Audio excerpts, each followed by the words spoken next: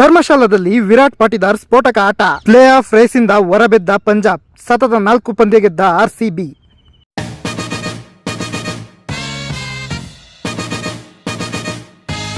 ನಮಸ್ತೆ ಗೆಳೆಯರೆ, welcome to allrounder ಆಟ. ಕೊಂಚ ಲೇಟ್ ಆದರೂ ಲೇಟೆಸ್ಟ್ ಆಗಿ ಎಚ್ಚೆತ್ತುಕೊಂಡಿರುವ ಆರ್ಸಿಬಿ ತಂಡವು ಸತತ 4 ಗೆಲುವು ದಾಖಲಿಸುವಲ್ಲಿ ಯಶಸ್ವಿಯಾಗಿದೆ. ಪಂಜಾಬ್ ಕಿಂಗ್ಸ್ ಎದುರು 60 ರನ್ ಅಂತರದಿಂದ ಭರ್ಜರಿ ಗೆಲುವು ಸಾಧಿಸಿದ ಡುಪ್ಲೆಸಿಸ್ ಪಡೆ ಪ್ಲೇ ಆಫ್ ಕನಸನ್ನು ಜೀವಂತವಾಗಿರಿಸಿಕೊಂಡರೆ, ಈ ಸೋಲಿನೊಂದಿಗೆ ಪಂಜಾಬ್ ಕಿಂಗ್ಸ್ ತಂಡವು ಪ್ಲೇ ಆಫ್ ರೇಸಿನಿಂದ ಅಧಿಕೃತವಾಗಿ ಹೊರಬಿದ್ದಿದೆ. ಹಿಮಾಚಲ ಪ್ರದೇಶದ ಧರ್ಮಶಾಲಾ ಸ್ಟೇಡಿಯಂನಲ್ಲಿ ನಡೆದ ಈ ಪಂದ್ಯದಲ್ಲಿ ಟಾಸ್ ಸೋತರು ಫಸ್ಟ್ ಬ್ಯಾಟಿಂಗ್ ಮಾಡಿದ ಆರ್ಸಿಬಿ ಪರ ಓಪನರ್ ಆಗಿ ಬಂದ ಕ್ಯಾಪ್ಟನ್ ಡುಪ್ಲೆಸಿಸ್ ಮತ್ತೆ ಕೈಕೊಟ್ಟರು. 7 ಬಾಲ್ನಲ್ಲಿ 2 4 ಸಮೇತ ಕೇವಲ 9 ರನ್ ಗಳಿಸಿ ಔಟ್ ಆದರು. ಇನ್ನು ವಿಲ್ಜಾಕ್ಸ್ ಕೂಡ ಕನ್ನಡಿಗ ವಿದ್ವತ್ ಕಾವೇರಪ್ಪ ಬೌಲಿಂಗ್ ನಲ್ಲಿ ವಿಕೆಟ್ ಒಪ್ಪಿಸಿ ಮೈದಾನದಿಂದ ಹೊರ ನಡೆದರು. ಡುಪ್ಲೆಸಿಸ್ ವಿಲ್ಜಾಕ್ಸ್ ಔಟ್ ಆದ ಬಳಿಕ ಕ್ರೀಸಿಗೆ ಬಂದ ರಜತ್ ಪಾಟಿದಾರ್ ಆರ್ಸಿಬಿ ಪರ ಭರ್ಜರಿ ಬ್ಯಾಟಿಂಗ್ ಮಾಡಿದ್ರು. ಎದುರಾಳಿ ಬೌಲರ್ ಯಾರು ಎಂದು ನೋಡದೆ ಹಿಗ್ಗಾಮುಗ್ಗ ಚಚ್ಚಿದ್ರು. ಬೊಂಬಾಟ್ ಬ್ಯಾಟಿಂಗ್ ಮಾಡಿದ ರಜತ್ ಪಾಟಿದಾರ್ ಕೇವಲ 21 ಬಾಲ್ನಲ್ಲೇ ಮತ್ತೊಂದು ಅರ್ಧಶತಕ ಸಿಡಿಸಿದ್ರು. ಅದರಲ್ಲೂ ಕೂಡ 6 ಭರ್ಜರಿ ಸಿಕ್ಸರ್ ಮತ್ತು 3 4 ಚಚ್ಚಿದ್ರು.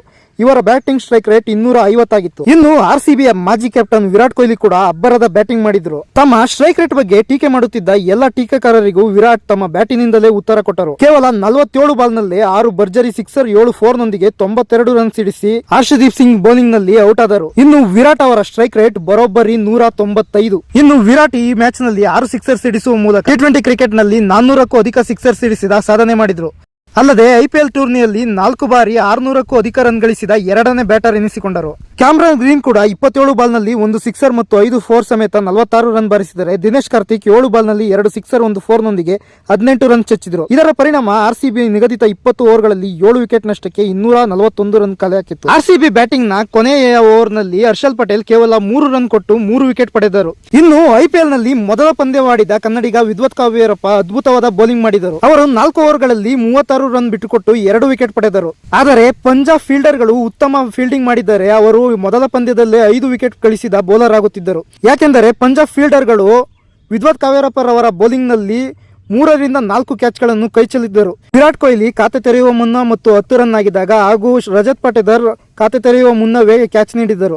ಆದರೆ ಪಂಜಾಬ್ ಫೀಲ್ಡರ್ ಗಳು ಆ ಕ್ಯಾಚ್ ಗಳನ್ನು ಪಡೆಯಲಿಲ್ಲ. ಆರ್ಸಿಬಿ ನೀಡಿದ್ದ 242 ರನ್ ಗಳನ್ನು ಚೇಸ್ ಮಾಡಲು ಬಂದ ಪಂಜಾಬ್ ಕಿಂಗ್ಸ್ ತಂಡ ಮೊದಲ ಓವರ್ ನಲ್ಲೇ ಮುಗ್ಗರಿಸಿತು. ಪ್ರಭು ಸಿಮ್ರಾನ್ ಸಿಂಗ್ ಅವರನ್ನು ಕೇವಲ 6 ರನ್ಗೆ ಸ್ವಪ್ನಿಲ್ ಸಿಂಗ್ ಮೊದಲ ಓವರ್ ನಲ್ಲಿ ಪೆವಿಲಿಯನ್ ಗಟ್ಟಿದ್ದರು. ನಂತರ 2ನೇ ವಿಕೆಟ್ಗೆ ಜೊತೆಯಾದ ರಿಲೆ ರೂಸೋ ಮತ್ತು ಜಾನಿ ಬರಸ್ಟೋ ಕೇವಲ 31 ಬಾಲ್ನಲ್ಲಿ 65 ರನ್ಗಳ ಜೊತೆ ಆಟ ಆಡುವ ಮೂಲಕ ಪಂಜಾಬ್ ತಂಡಕ್ಕೆ ಆಸರೆಯಾದರು. ಈ ಹಂತದಲ್ಲಿ ದಾಳಿಗಿಳಿದ ಫರ್ಗ್ಯೂಸನ್ 16 ಬಾಲ್ನಲ್ಲಿ 27 ರನ್ ಸಿಡಿಸಿ ಅಪಾಯಕಾರಿಯಾಗುವ ಸೂಚನೆ ನೀಡಿದ್ದ ಬೆರ್ಸ್ಟೋ ಅವರನ್ನು ಬಲಿ ಪಡೆದರು. ಒಂದು ಕಡೆ ವಿಕೆಟ್ಗಳು ಬೀಳುತ್ತಿದ್ದರೂ ಇನ್ನೊಂದು ತುದಿಯಲ್ಲಿ ಸ್ಫೋಟಕ ಬ್ಯಾಟಿಂಗ್ ಮಾಡಿದ ರಿಲೆ ರೂಸೋ ಕೇವಲ 27 ಎಸೆತಗಳಲ್ಲಿ 9 ಬೌಂಡರಿ ಹಾಗೂ 3 ಸಿಕ್ಸರ್ ಸಹಿತ 61 ರನ್ ಸಿಡಿಸಿ ಕರಣ್ ಶರ್ಮಾ ಬೌಲಿಂಗ್ ನಲ್ಲಿ ಔಟ್ ಆದರು. ಇನ್ನು 37 ರನ್ ಗಳಿಸಿ ಭರ್ಜರಿ ಬ್ಯಾಟಿಂಗ್ ಮಾಡುತ್ತಿದ್ದ ಶಶಾಂಕ್ ಸಿಂಗ್ ವಿರಾಟ್ ಕೊಹ್ಲಿ ಎಸೆದ ಅದ್ಭುತ ಥ್ರೋಗೆ ರನ್ಔಟ್ ಆಗಿ ಪೆವಿಲಿಯನ್ಗೆ ನಡೆದರು. ಶಶಾಂಕ್ ಸಿಂಗ್ ರನ್ಔಟ್ ಆದ ಬಳಿಕ ಯಾರು ಕೂಡ ಉತ್ತಮ ಬ್ಯಾಟಿಂಗ್ ಪಂಜಾಬ್ ಪರವಾಗಿ ಮಾಡಲಿಲ್ಲ. ಇದರಿಂದಾಗಿ ಪಂಜಾಬ್ ಕಿಂಗ್ಸ್ ತಂಡ 17 ಓವರ್ಗಳಲ್ಲಿ 181 ರನ್ ಗಳಿಸಿ ಆಲ್ಔಟ್ ಆಯಿತು.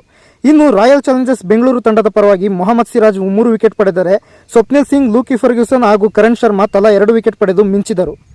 ಇನ್ನು ಈ ಮ್ಯಾಚ್ ನಲ್ಲಿ ವಿರಾಟ್ ಕೊಹ್ಲಿ ಬ್ಯಾಟಿಂಗ್ ಜೊತೆಗೆ ಫೀಲ್ಡಿಂಗ್ ನಲ್ಲೂ ಕೂಡ ಮಿಂಚಿದ್ರು. 19 ಎಸೆತಗಳಲ್ಲಿ 37 ರನ್ ಸಿಡಿಸಿದ್ದ ಪಂಜಾಬ್ ಕಿಂಗ್ಸ್ ನ game changer Shashank Singh RCB ಪಾಲಿಗೆ ಕಂಟಕವಾಗಿ ಪರಿಣಮಿಸಿದ್ರು. ಈ ವೇಳೆ ಕೊಹ್ಲಿ ಶಶಾಂಕ್ ರನ್ನು ಅದ್ಭುತವಾಗಿ ರನ್ಔಟ್ ಬಲೆಗೆ ಬೀಳಿಸುವ ಮೂಲಕ ಆರ್ಸಿಬಿಯ ಗೆಲುವಿನ ಹಾದಿಯನ್ನು ಸುಗಮಗೊಳಿಸಿದ್ರು. ಭರ್ಜರಿ 92 ರನ್ ಗಳಿಸಿದ್ದ Virat Kohli man of the match ಆದರು. ಅಲ್ಲದೆ ಆರೆಂಜ್ ಕ್ಯಾಪ್ ಅನ್ನು ತಮ್ಮ ಬಳಿಯೇ ಉಳಿಸಿಕೊಂಡರು. ಇನ್ನು ಈ ಮ್ಯಾಚ್ ನಲ್ಲಿ 3 ವಿಕೆಟ್ ಪಡೆದ ಹರ್ಷಲ್ ಪಟೇಲ್ ಪರ್ಪಲ್ ಪಟೇಲ್ ಆದರು. ಪರ್ಪಲ್ ಕ್ಯಾಪ್ ಅನ್ನು ತಮ್ಮ ಬಳಿಗೆ ತೆಗೆದುಕೊಂಡರು. ಒಟ್ಟಾರೆ ಆರ್ಸಿಬಿ 4 ಪಂದ್ಯಗಳಿಂದ ಅದ್ಭುತ ಆಟ ಆಡುವ ಮೂಲಕ ಪ್ಲೇ ಆಫ್ ರೇಸ್ ನಲ್ಲಿ ಉಳಿದುಕೊಂಡಿದೆ. ಆರ್ಸಿಬಿ ಪ್ಲೇ ಆಫ್ಗೆ ಹೋಗುತ್ತಾ ಹೋಗಲ್ವಾ ಕಾದು ನೋಡಬೇಕಷ್ಟೇ.